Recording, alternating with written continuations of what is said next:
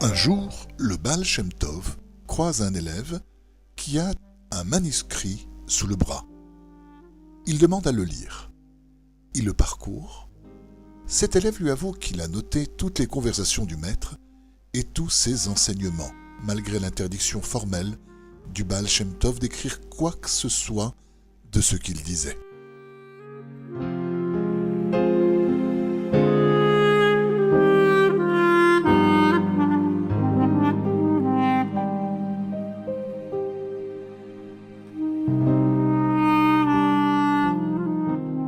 Le Baal Shem Tov lui dit: de tout ce que tu as écrit là, il n'y a rien du tout de moi. Comme tu n'as pas écrit l'Ishma, c'est-à-dire de manière désintéressée totalement et uniquement pour la gloire du Créateur. Tout ce que tu as consigné n'est en rien ce que j'ai dit.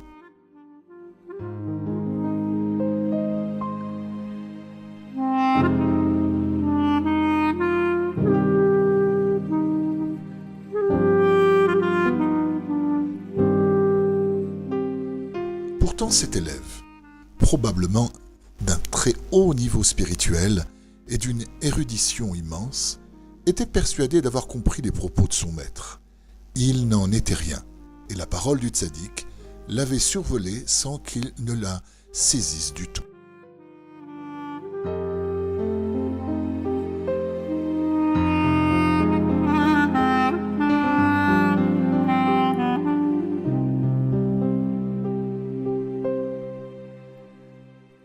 Il en est de même pour Rabbi Nachman de Breslev.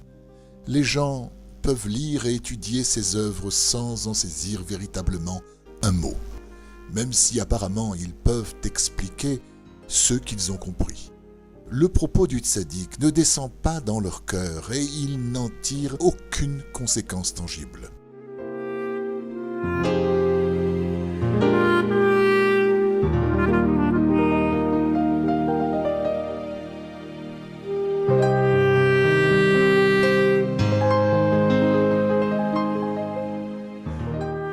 Beaucoup étudient le Likutei Moharan dans tous les milieux du judaïsme, mais apparemment demeurent les mêmes. Et ce qu'ils comprennent reste en eux lettre morte. 80% des Juifs d'Égypte ne comprirent pas le message de vérité de Moshe Rabbeinu. Ils périrent en Égypte et ne furent pas délivrés. La parole du tzaddik ne les a pas changés. Ils ne méritèrent pas d'assister au don de la Torah au Sinaï.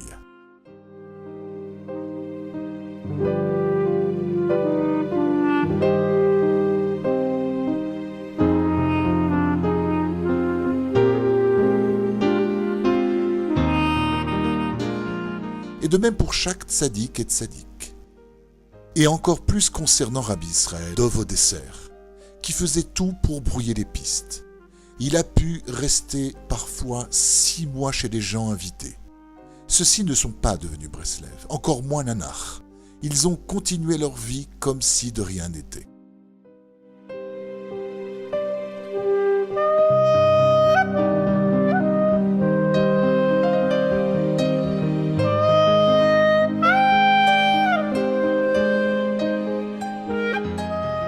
Car la Torah et les vrais tzadikim sont ainsi.